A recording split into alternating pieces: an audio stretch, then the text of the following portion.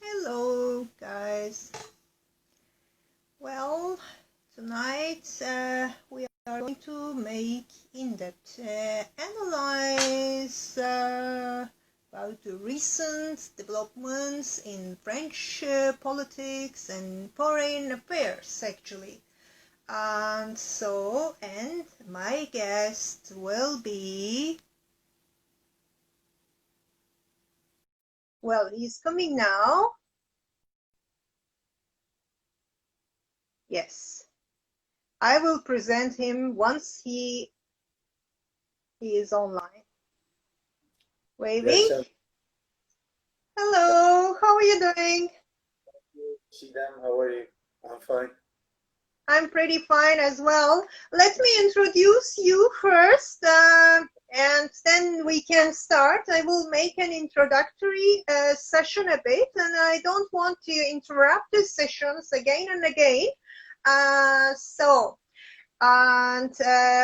Welcome all. And tonight we are with Associate Professor Ozan ORMECI in Istanbul Kent University. And he is the head of Uluslararası Politika Akademisi, in which, and he is the head of UPA, so shortly we say like UPA, and we work together on projects, and I'm a columnist as well, and also we worked with him in this book he prepared, and so he has many contributions over there, and thanks that he accepts my contribution to that book as well. So that's highly appreciated.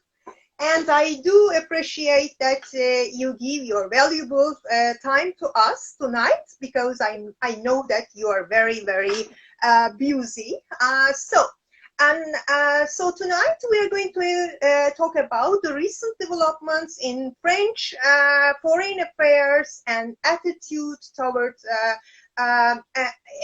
his existence in general in European Union as well, because he is like, I personally, I perceive the fact that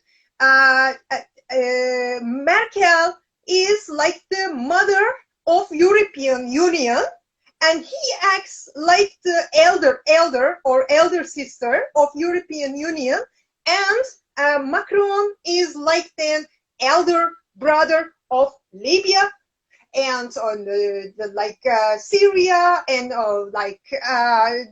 Egypt, or like that. So I perceive like that. So, but there is a reason behind it, because like the East Med politics, and because he wants to be, for him, sovereignty in East Med is equal to like sovereignty in European Union, because he wants to be a leader in the picture. And we know that from the energy perspective, he is actually, he is not in gas, or he's not his main concern is not with the gas and oil, or but his economy, I mean the energy based on nuclear mostly, and he's focused on renewable energy, that's for sure. So in order to perceive the general picture, so it is not like complicated like the quantum entanglement, but we need a broader academic perspective to the facts and issues in the region and regional conflicts as well. So therefore, and I kindly ask you your perspective, and let's start, because from the center of all debates here seems like energy conflict, either in East Med, like the expansion of territorial waters, blah, blah, blah, blah, blah. But it is like that. And let's start from the energy perspective of France. Okay, thank you, Ciğdem. It's my pleasure to be your guest tonight. I know you are a very special person. I'm a close fan of your social media activity, your dances, and your tweets and all Instagram posts. I know you are an important person, that's why I accepted. You had interviews with presidents before, diplomats, so you are not an ordinary person. You work as consultant for energy agreements, and it's my privilege to be here, your guest. Normally our mostly consisted of Turkish people, but I think that's better to have English talks because there are a lot of universities having English departments in Turkey, French departments as well, so we can do it next time maybe in French. So that's good to, you know, have English broadcasting from Instagram, YouTube, it doesn't matter, in Turkey as well for foreigners and also for students in English departments. I also would like to thank you for your contribution to UPA, and you visit, I know you visit more than 100 countries. There are very few people like you in Turkey, and there is this saying in English, who knows best, a traveler or a reader? I think you are, you have the both qualities, both are there. My world is here. Map is here.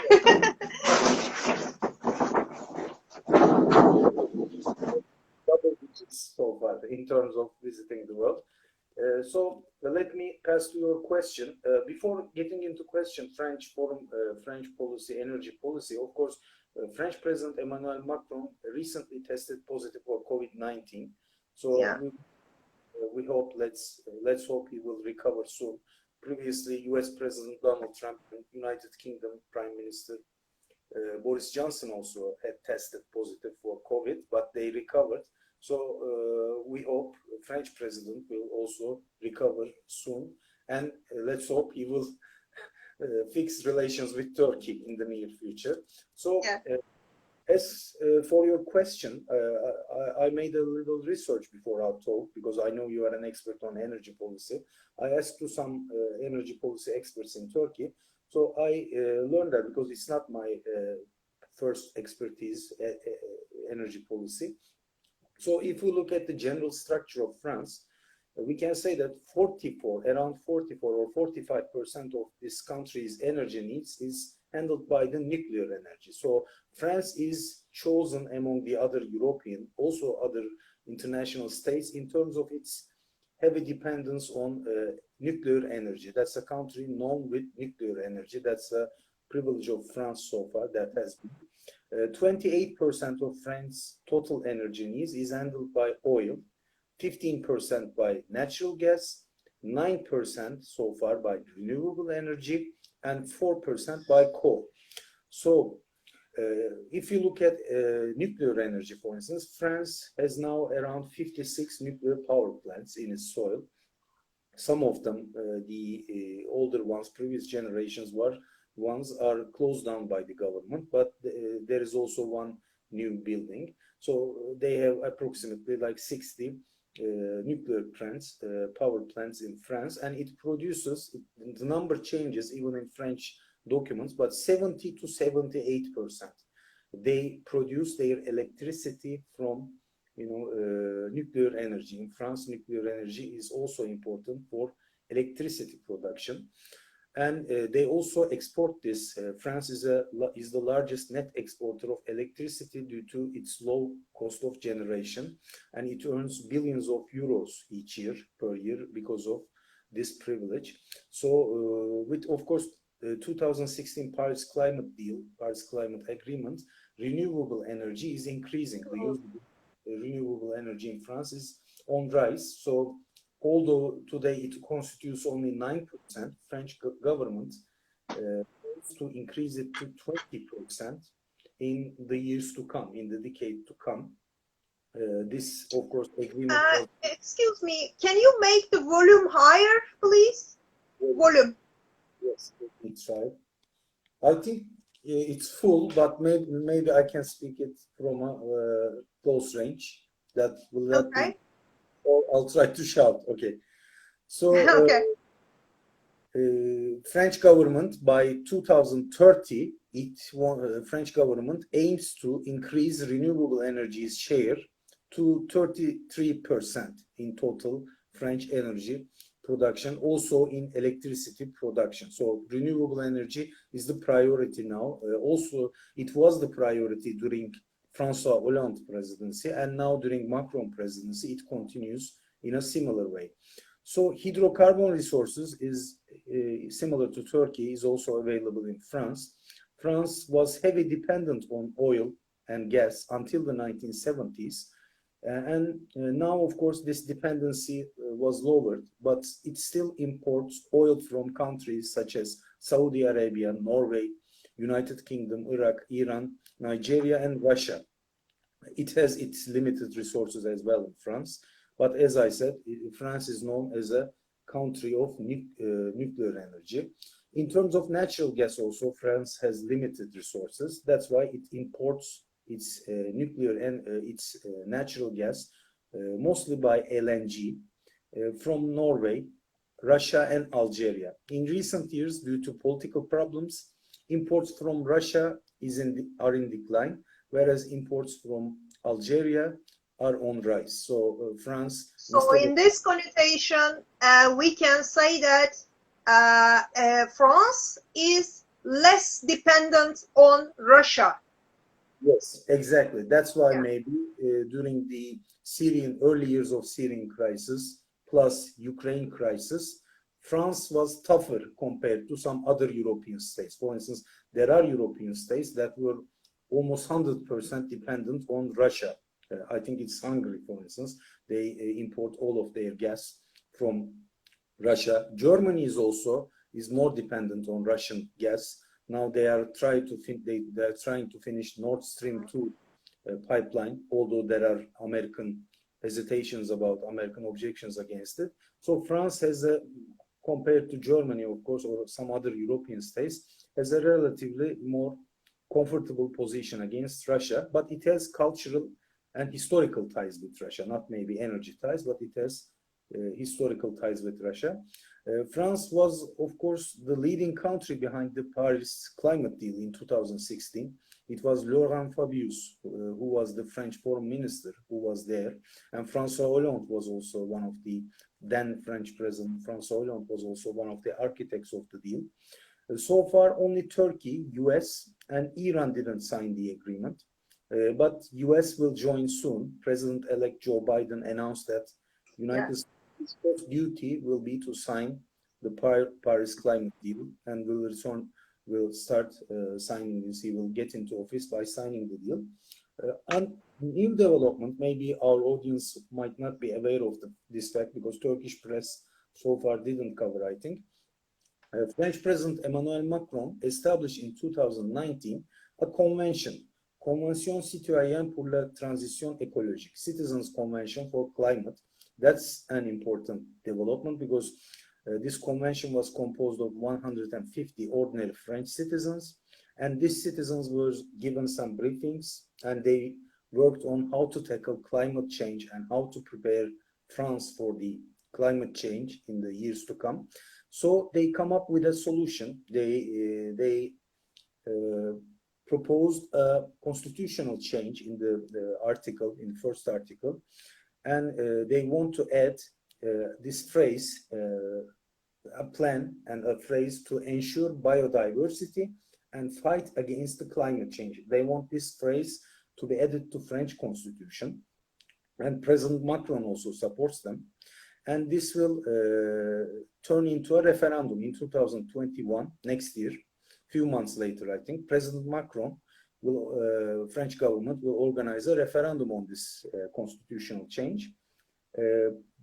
French journalists are almost sure that this change will be approved by the French people, 80–90% support, and this will also serve Macron as a catalyst before the 2022 election. So it will build a trust between citizens and Macron because of the yellow vest. In recent months, Macron's popularity has fallen a bit, but now thanks to this referendum, Macron might recover. He's still the favorite before the elections. Lastly, of course, you know also very well, Ciğdem, I know because you are a close follower of European energy policy. European Union, France is a European Union country, one of the leading countries in European Union. Plus, President Macron is a strong defender of European Union. He wants European Union to deepen even more with even military mechanisms, military initiatives. So France, similar to other EU institutions, wants to reduce fossil fuel-based cars in usage. So maybe this might be too futurologist kind of thinking, but in a decade to come or in 2 decades to come, there will be very rare, like the old American cars, maybe there will be very rare fuel-based cars in Europe. So there will be electricity-based, water-based cars. There will be a new technology. That's important because Turkey is trying to make its first automobile after long years. Maybe it's more clever to produce it with, maybe new technology, new water-based, solar-based, or I don't know, electricity-based car. Because in Europe, believe me, there won't be, in 2 decades to come, there won't be fuel-based cars. That's the most important issues that I want to focus about French energy policy, Ciğdem. Yeah, and sometimes I got the idea that regarding the technology, about the energy technology, if there is not going to be counter attitude would be developed because of the military energy alliance with Greco, blah, blah, blah. Therefore, so it's a complicated issue from my perspective. By the way, as you said, yes, Macron is strong supporter of EU, and during his campaign, he was saying like, Europe is falling apart and be careful, blah blah blah, especially about the Brexit and UK's situation and so on and so on. Yeah. And so, well, from the energy perspective, anything you want to add?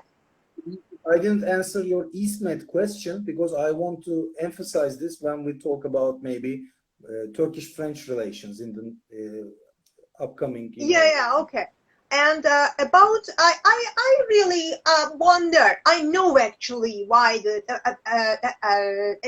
Egypt situation and Sisi, the d'honneur, and the red carpets are rolled out in Elysium Palace and so on and so on.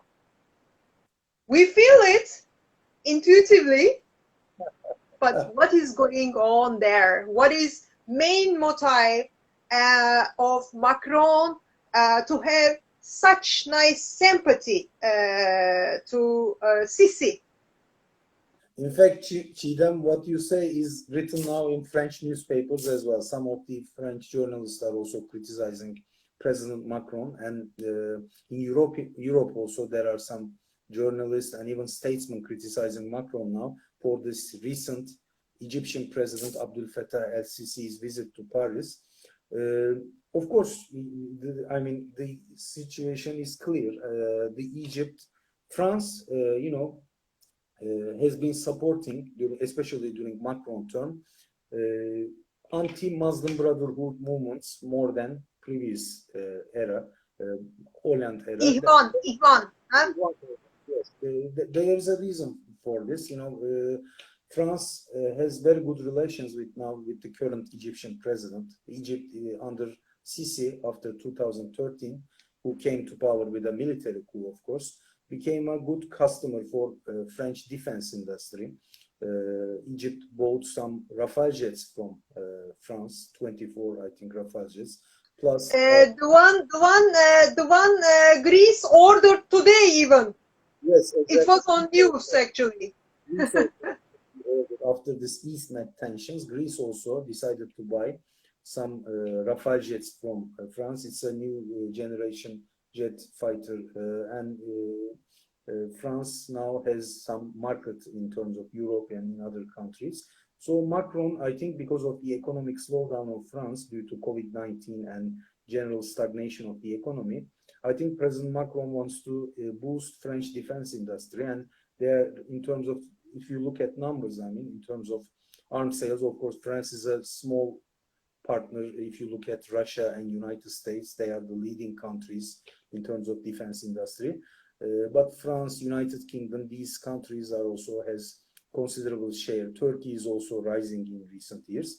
So the first reason I think for is of course the commercial interest of France. Plus, of course, this is a kind of soft power for France, this Légion d'honneur title or trophy. It is given to people who show outstanding usage for French interest, French foreign policy. So some statesmen, including Turkish statesmen, Turkish academics, they are awarded with such awards. So I think President Sisi, because of his good relations with France, he was given such title. But President Macron, let me add this, of course, President Macron awarded Egyptian president. It was he treated him very well. But on the other hand, he said during the press conference that he expects a democratic opening and support for more active or vibrant civil society in next years to come. So while on the one hand France tries to, I think, protect its commercial economic interests, it also aims to, you know, kind of encourage Egyptian president to make more democratic reforms. And of course, this could be considered as a conflict or lack of coherence for Macron, because when he was elected, maybe you'll remember, I remember Christian Amanpour was dancing during the night of the election. So Macron was treated like the second Obama, you know, after Obama was, you know, his term ended. Macron was elected in France in 2017. So it was like the continuation of Obama in some ways, because he was liberal, he was pursuing idealist foreign policy, not realistic foreign policy. But we have seen that I think he has transformed into a more realistic statesman in 2 years to come. And of course, there are reasons for this. The first reason I noticed is that he prevents his adversary, Marine Le Pen. She's the leader of Rassemblement National, a far-right party in France, and it's a strong-rooted party. Marine Le Pen's father, Jean-Marie Le Pen, when I was a student in a French college, so he was the leader of this right-wing French nationalist movement. So Le Pen family is extremely influential in French right-wing. So Macron, as a liberal, tries to appeal to center-right. So he doesn't want to lose the votes of the center-right to Le Pen. If he looks too lefty, to social democrats, socialist, of course, he might not get the support of the votes of the center-right voters. I think that's one of the reasons why he looks more realistic. He tries to boost the interest of the French defense industry. He looks more nationalist. And secondly, of course, France has some economic problems, maybe not big as Turkish economic problems, but due to Yellow Vest protests, it has actually stopped French tourism industry in Paris for several weeks last year. This year also there were some demonstrations. Maybe COVID-19 prevented the Yellow Vest movement, Gilets jaunes movement, but COVID-19 caused much more damage to French economy. And there was already sluggish growth, stagnation, unemployment, chômage, blah, blah. Many problems were there already, by the way. Yeah. Yes, Ciğdem, French economy in the last 2 decades didn't have too, you know, rapid growth. And French economy is growing, but with slow numbers or either stagnating.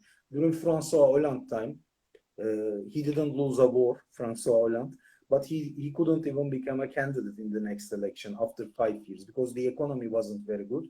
So I think the economy is very important. And so far, President Macron's reforms didn't turn out to be very successful. That's why I think there were these protests. So that is why he looks more hawkish, maybe more realistic, more nationalist to get the support of the right wing. That's how I can summarize as an answer to your question, Ciğdem. Yeah. So I wonder about his actually talking like our Africa, our East Med.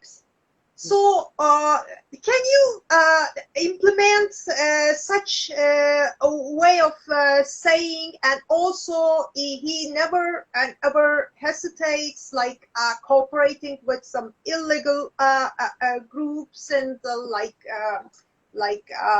Haftar. And although he refused, actually, he rejects that he's helping, supporting Haftar, but he is there, and he's one day we see him with the terrorists YPG, PKK, blah blah. So we are confused in somehow. So what's going on over there, and in general, how you can relate it with the Libya and East-Med policies? Exactly, Ciğdem. Unfortunately, we should work on the reasons. Now we have started with a French editor, a new international book, so maybe we will be the ones who will be telling the reasons why France and Turkey are getting so bad in recent years. But it's not a new phenomenon. France and Turkey has many problems, in fact, for almost 2 decades, starting from 1980s, in fact. Maybe a few years in Chirac period was an exceptionally good era after Turkey became a member of the customs union. The economic relations boomed. Galatasaray University was opened during the last year. And Armenian policies also. Armenia, Libya, Cyprus, relations with Greece, Syria also. In Syria, there was in fact, in the early years of the Syrian civil war, there was a good coordinated policy between France and Turkey, plus United Kingdom and US also. All countries, all Western countries, plus Turkey, they supported the rebellious movements in Syria. But then, of course, Russia intervened. The whole picture changed. ISIS emerged previously. Of course, ISIS, the emergence of ISIS changed all balance there. That's why it, kind of changed France's game plan. So why France and Turkey? Why France is always supporting anti-Turkey actors? Or why Turkey is supporting always the actors that are acting against French interests? In fact, these two countries do not have direct clash with each other. French and Turkish national interests, from my perspective, and I think I can make a very educated guess as a good reader of foreign policy issues. There are no direct existential problems between Turkey and France. But these two countries, for civilizational-based, cultural, political reasons, generally they confront with each other in all fronts. In Libya, Turkey supports the conflict of interests. Defined interest. Conflict of interests, yeah. What I can say as a new thing, there is not a very, a good coordinated communication between two capitals, Paris and Ankara. Unfortunately, French President Emmanuel Macron's advisors that I could find out from internet, they are not very pro-Turkish. Now there is also a very strong anti-Turkey sentiment in the European Union. Plus in the US, there was such a sentiment. We have seen in the US Congress the voting of the CAATSA sanctions. So France is not an exception. In fact, there is this similar trend in many other European countries. But thank God we have Germany, Turks in Germany, plus we have Merkel in Germany, Chancellor Merkel. So maybe they are the ones that kind of soften this anti-Turkish attitude. Let us hope two countries can collaborate and work on these issues. I couldn't say that it would be too harsh to say that Turkey is right on all matters, because Turkish position in Syria is also kind of problematic according to some French experts. But of course, when Turkish policies are overlapping with the international law, as in case of Nagorno-Karabakh, for instance, as in case of Azerbaijan, as in case of Libya, in Libya, Turkey supports the UN-recognized government of Faiz el-Sarraj, the Muslim Brotherhood. He's not even as a part of Muslim Brotherhood movement, but he takes the support of the Muslim movement. So when Turkish position overlaps with the international law, Turkey seems to be the stronger side. But in terms of East Med, Cyprus dispute, in terms of Syria, I never said that Turkish position is unlawful or wrong. I would never say this. Turkey has solid arguments. In Syria, there are terrorist organizations. There were attacks towards Turkish soldiers, Turkish citizens. There were even bombing attacks towards Turkish cities coming from Syrian towns. But of course, we have to carefully limit the aims of the military operations and coordinate with the NATO members. I think that's important, and that will be the priority, I think, of the new US President Joe Biden. Maybe Joe Biden will be the guy fixing Turkish-French relations. I think that's important. And how about his declaration of brain death of NATO? President Macron said this to in an interview to Time magazine, I think. Sorry, yeah, he did. Mort cerebral. Yes, he said this. He said this in. Of course, this is. I don't support this statement, but he said this when Turkey, US were making policies that were not consulted or coordinated under NATO. So US decided to remove troops from Syria by not coordinate. Article 5 of NATO, Article 4.5, it focuses on collective defense and consultation of NATO members. Unfortunately, none of the NATO member countries consult to each other when doing something, including Turkey, United States, including France. So I think that's the main problem. So President Macron said this, I think, when there was this Turkish military operations towards Syria, which were completely justifiable, but was lacking coordination with NATO allies. I think that's why he said this. Plus President Trump's, of course, statements about NATO being obsolete, European countries doesn't giving enough money to NATO, which might. And also, I think that the main one of the main reason behind it again to orchestrate European Union, because in his argument, while he was declaring mort cerebral, and he was saying NATO has a brain death, and the countries, European Union countries, are trying to build alliance with them. So he would like to set a barrier. He's speaking, the way he speaks is like that, like in East Med. Red line, we set the red lines in East Med. Yes, but this... He has such sayings, and he has such styles, actually. Ciğdem, when he wants to manipulate and orchestrate, then he speaks in such way. I think so. I'm not sure. This statement was perceived as an anti-NATO and anti-US, but this might not be the reality. Let me tell you why. I generally look at the big picture. So US, starting from the Obama period, is clearly trying to move along towards Asia-Pacific region. This was called during Obama era as Asia. So there is China, it's a big country getting stronger. Now they are operating in even moon, in the dark side of the moon, which US, Russia didn't go before. So China is a superpower now. India will be the superpower of the 2 decades to come. China is already a superpower. So I think US is focused on Asia. So they need strong allies to have stability in Europe and Middle East.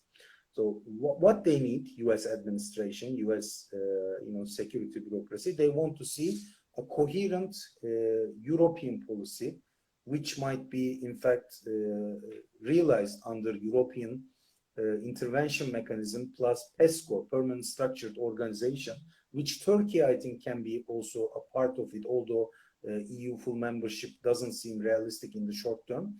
With Turkish army, maybe with a special status, they could join Turkish armed forces. So European security, East Med security, could be better provided with Europe plus Turkey. I think that's the formula of stability. Plus, they also, US, I think, need a strong Turkey for the Middle Eastern affairs, because in Syria, the Obama strategy was leading from behind. So they wanted, in fact, I think, Turkey to intervene into Syrian conflict. But Turkey didn't do this in 2011, 2012. And 4 years, US, Turkey, France, UK, they supported the Assad opponents, the opposing movements. This didn't produce very good results, and in the end, Russia, in the late 2015, Russia intervened militarily. So I think that's why Macron's statements about European army, if it won't be a challenger to NATO, it will be a kind of similar to the status of Israel. Maybe Israel is not a NATO member, but the Israel's security is also a focus of the US security policy plus NATO security policy. I think that kind of European military structure would be beneficial for the US as well. So maybe that's why President Macron said, because he has good relations with the United States. Of course, he's closer to Russia compared to Poland. He has also productive relations with Russia and President Putin. But of course, I think he's closer to United States. And now Biden-Macron chemistry, we'll see how it goes. Yeah. And also he has another antagonist attitude towards Turkey about the sanctions. Now the sanctions of America is related with the S-400 defense missiles, blah blah. We know the facts, and Trump admitted, and yeah. But for the East-Med case and for regarding the gas exploration, seismic exploration, and Macron says, and turned to EU and said we need to apply sanctions to Turkey because of this.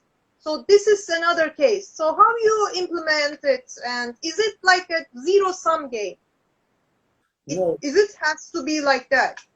No, it doesn't have to be a zero-sum game, and it is not a zero-sum game. French president and French government also knows this. I think that's a political positioning. They know that Germany will not, comply with this French attitude. There are friends of Turkey in Europe. Turkey has very good relations with Hungary. In fact, Turkey has developing relations with Poland. Spain, because of, I think, economic interest, has not an anti-Turkey attitude. Italy has promising relations with Turkey. So the anti-Turkish attitude mostly, concentrated around Cyprus, Greece, and France, Austria also. Maybe we can add Austria as well. So that shows that, in fact, there is no coherence in EU policy. And European Union, we shouldn't forget, European Union waits for the new US administration. So they want to look at how they could coordinate their policy with the US, because Biden is a strong transatlanticist. He is the European in Washington. So he's the European guy in Washington. So Antony Blinken also, he will be, if there won't be any Senate problem, he will be the next US Secretary of State, Foreign Minister. So I think Biden, Blinken, they will be the ones that will design Turkey's future with the European Union. And I think that's a political preference, what Macron is doing. He knows that there won't be heavy sanctions, but he wants to have an anti-Turkey attitude so that he will get anti-Turkey, because President Erdogan, we love and support him in Turkey. He's very popular. He has the support that since Atatürk, we haven't seen a popular president like President Erdogan. That's an amazing success he's been doing since 2002. But on the other hand, it's not the same situation in Europe.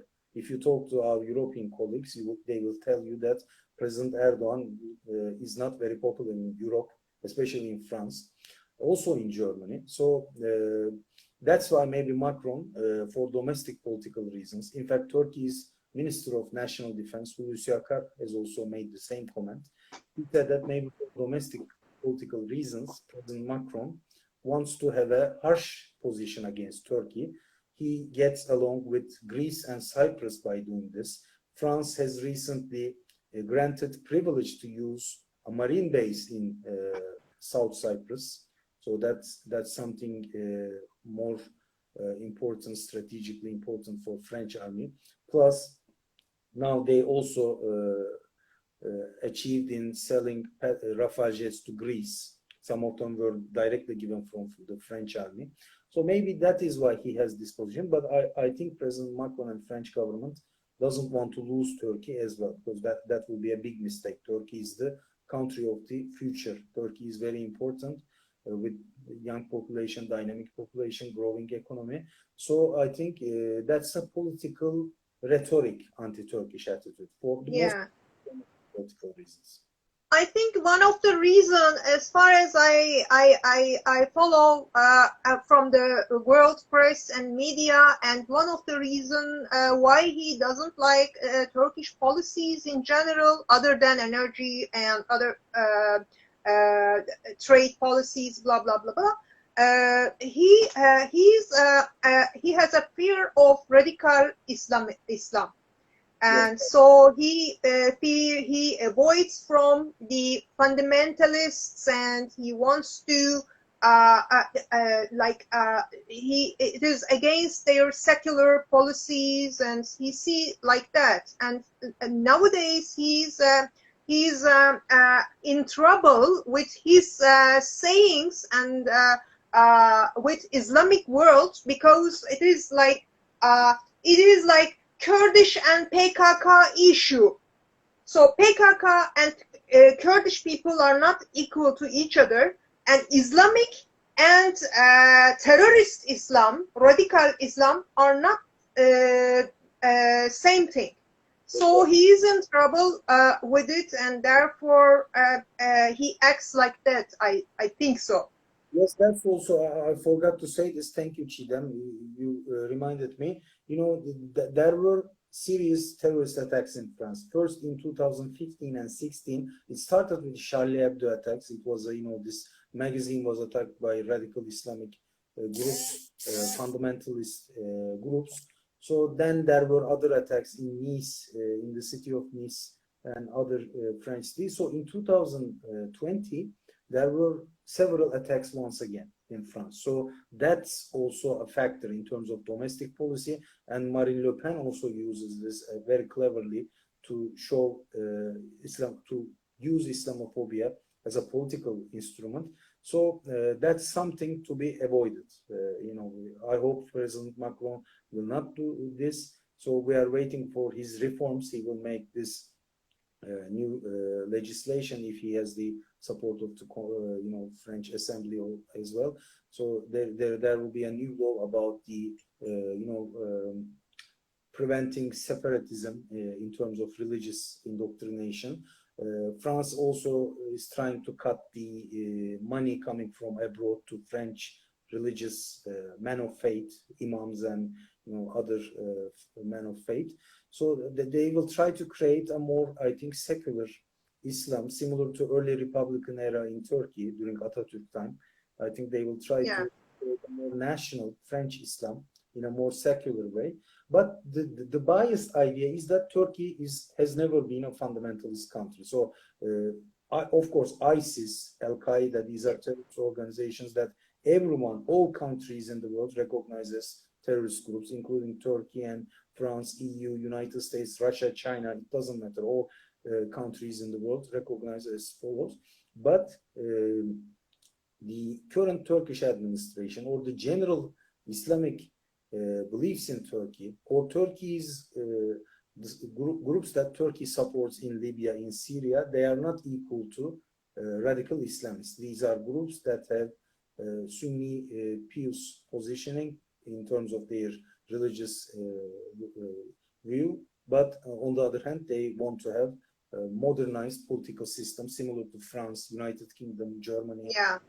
I think such misperceptions are created as well due to the political reasons. Definitely, it is same like after 9/11.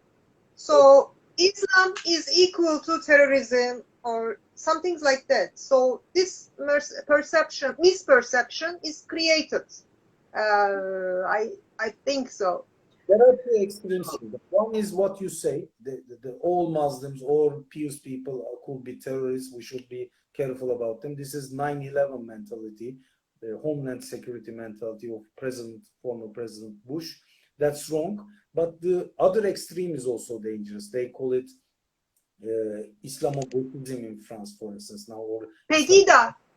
so, yes, there was this Pegida movement. So Pegida. there is a problem of fundamentalism in all religions, including Islam.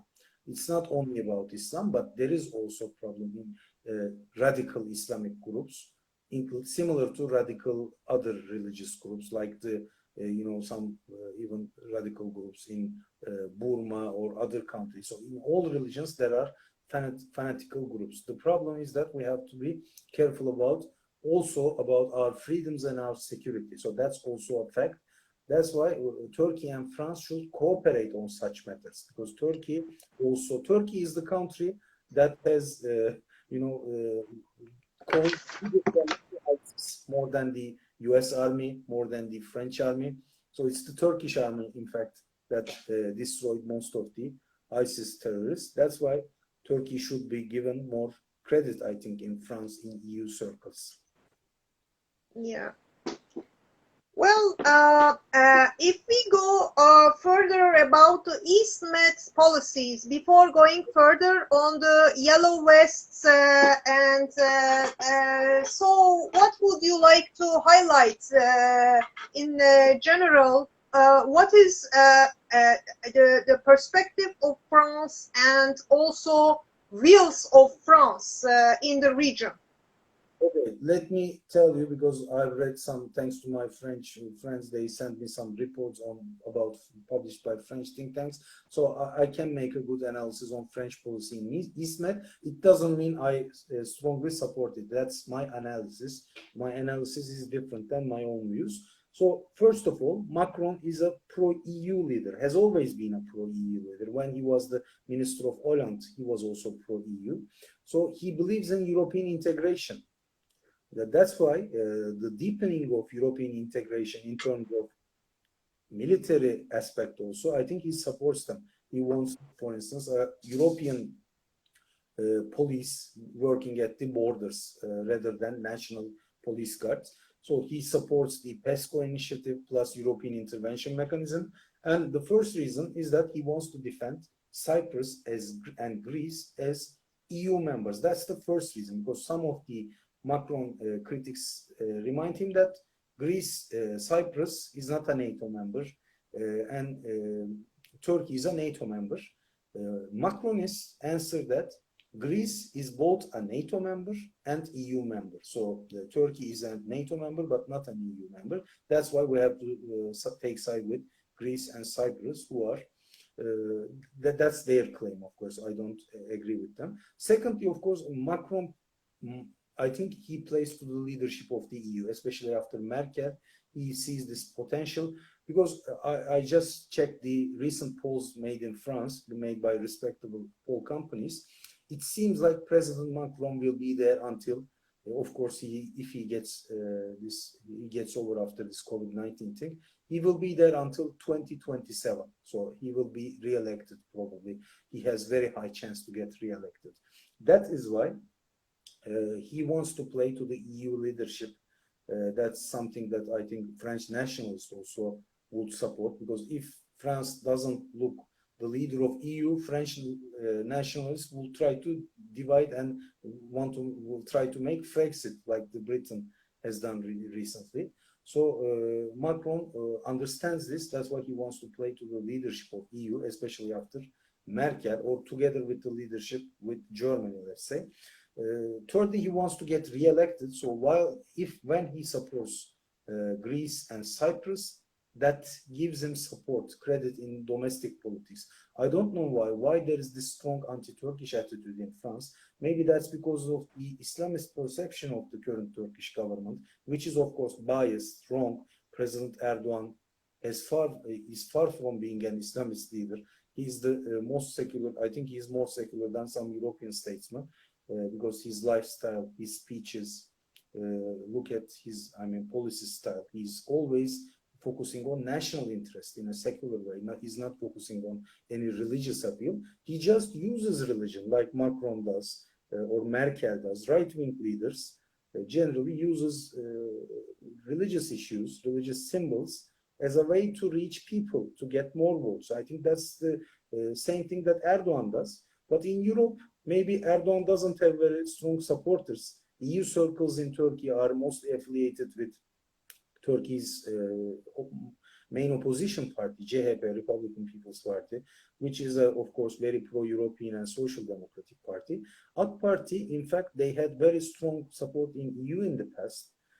But now maybe they lost this EU wing. Before there were some statesmen, career diplomats that were defending AKP in EU.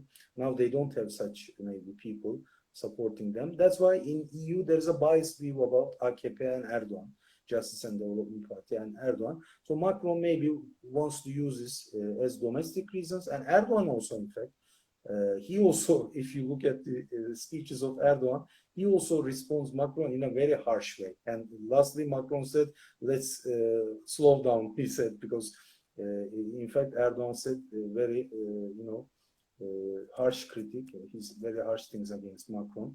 That's why I think Erdogan also uses this anti-Macron, anti-French attitude in domestic policy to reach people. Yeah, it is like I play bridge actually. And so in bridge, there is like double and redouble. So it is like counter, sur counter. So I perceive it like this.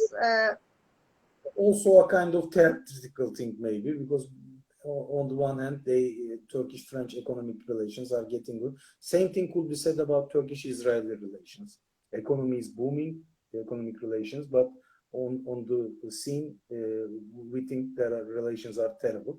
So, of course, the one thing that two things I want to add. First, Macron, I think, doesn't know the history of the Cyprus problem. That's important for us because I defend the rights of Turkish Cypriots. I lived there for 4 years. I know them.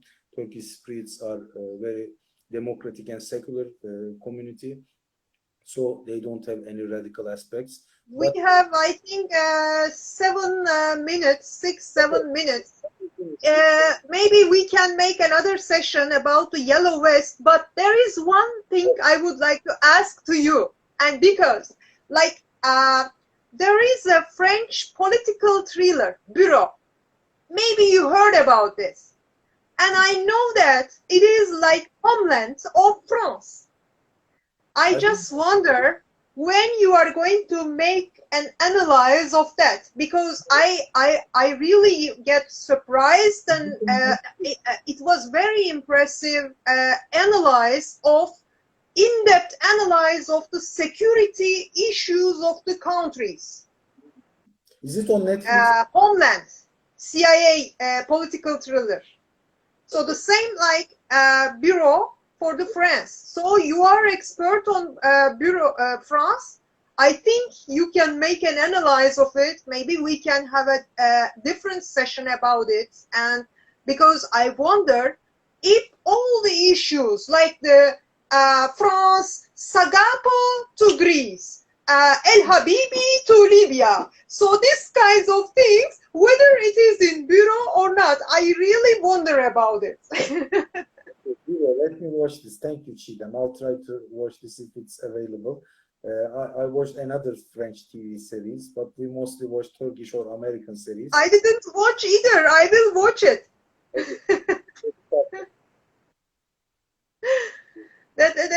Actually, there are many issues to be covered, but you provide us very broad perspective about the current issues, and anytime in your convenience we can come up together and we can make another talks. And so I do appreciate your being here, be with us, and thanks to you. I also want to thank you, Ciğdem, for tonight, plus what you represent in Turkey. You know, people tend to misunderstand Turkish women, but you represent Turkish women very well. You are independent-minded, you are free, you focus on democratic rights, liberties. I think you are a good model for Turkish women. So it's my pleasure to have you as an author for UPA, International Political Academy. I hope you'll continue to write and make interviews. Definitely, I will. Definitely, with the energy policies, especially about that, and with after pandemic stage with the diplomats again. Definitely. We should make an interview with French President Macron, I think, in next year after the pandemic. One day, why not? And I do have the same feeling for him, and I hope he will be he will get well very soon. He will be recovered soon as well. Let's hope, yes. Okay, good night and bye bye. Thanks a lot.